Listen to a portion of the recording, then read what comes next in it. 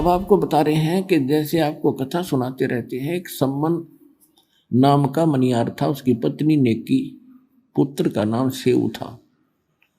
ये परमात्मा के सीधे शरण में आए थे और बहुत गरीब थे। ऐसी परिस्थिति बन गई थी कि परमात्मा की सेवा के लिए सम्मन ने अपने पुत्र सेऊ को गर्दन भी काटनी पड़ गई थी। और कबीर परमात्मा ने वो लड़का जो का तू जीवित कर दिया था, उसका निशान भी नहीं था कि गर्दन कट्टी है कि नहीं कट्टी। और वो परमात्मा की परीक्षा में वो परिवार सफल हुआ। उसके बाद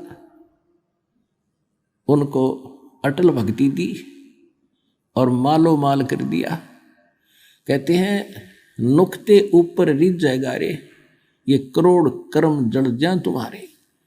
अब जैसे परमात्मा की तरफ हम चलते हैं और समर्पित होकर देखो, अब भगवान मिला अपने को, इसमें डगमग ना हो, क्योंकि ये किसी डूम बाट के बताए गीत नहीं है, वाणी नहीं है, भगवान का दिया ज्ञान और प्रमाण है। तो इसमें समर्पित हो, संसार को ना देखकर भगवान के ज्ञान को आधार बनाकर चलो इस मार्ग पर। फिर देखना, एक भक्त है, वैसे तो बहुत से ऐसे भक्त हैं जिन्होंने मालिक के नाम पर इतना दृढ़ विश्वास किया, बिल्कुल घना नुकसान होता दिखा था, फिर भी अटल रहे और फिर उनको कितना सुख दिया। तो परमात्मा की वाणी है, सत ना छोड़े सूरमा और सत छोड़ने पत जा, और सत के बांधे लक्ष्मी फेर मिलेगी। एक भक्त ने दीक्षा ली थी, वो ट्रांसपोर्ट का काम करते हैं, और उस समय उनके पास एक का ट्रक था। उनके पूज्य पिताजी पहले हमारी शरण में आए थे, दास की शरण में, वो बहुत नेक आत्मा थे, और उन्हीं की प्रार्थना परमात्मा ने स्वीकार करके उस परिवार को शरण में लिया था। अब उसने लड़के ने ज्ञान गणा समझ लिया था, कति डट के। क्या हुआ कि उसका एक का ट्रक था, बाकी किराए पर लेकर चलाते थे वह, और वो एक्सीडेंट को प्राप्त हुआ और उसकी इंश्योरेंस भी खत्म हो रही थी। तो उस समय उसको 70-75 हज़ार का, यानी जितने का भी वो ट्रक था, 1,00,000-2 लाख का वो नुकसान हो गया।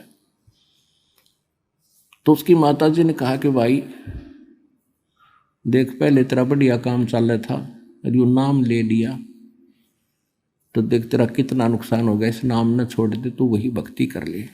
अब वो बता रहा था कि जी मैंने तो परमात्मा के सामने एक कर्ज करी थी कि दाता चाहे कटोरा हाथ में दे दियो, पर अपनी शरण से दूर ना करना।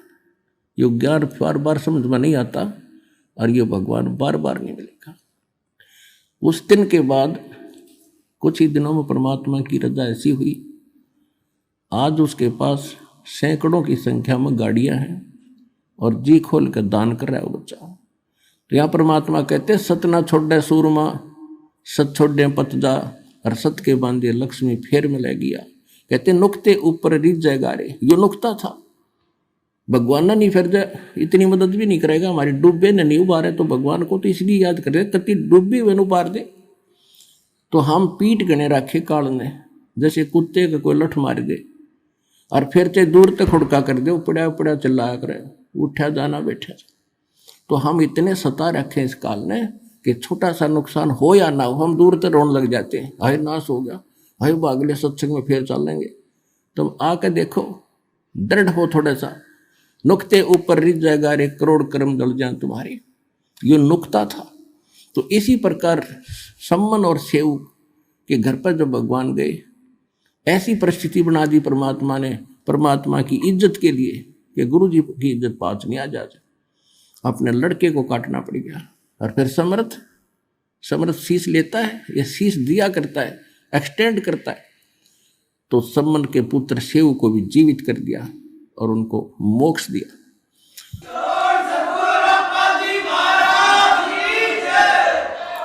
तो इसको कहते हैं नुक्ते ऊपर रिझ जाएगा रे, करोड़ कर्म जल जाएं तुम्हारे।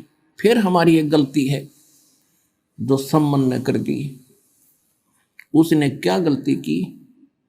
उसके मन में एक बात बैठ गई कि हे परमात्मा, मैं धनी होता तो सतगुरु की सेवा के लिए मुझे अपना बालक काटना नहीं पड़ता, अब लड़के की गर्दन काटना ये छोटी बात नहीं। और काट दी, फिर उसके बाद उसके दिल में ऐसी ठेस लगी कि ये मैंने क्यों करना पड़ा कि मेरे पास धन नहीं था।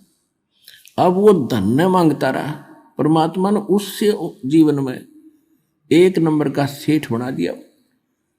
लेकिन सेव और उसकी मां ने की, उनको ज्ञान गजब का समझ में आ गया था, वो तो पार हो गए।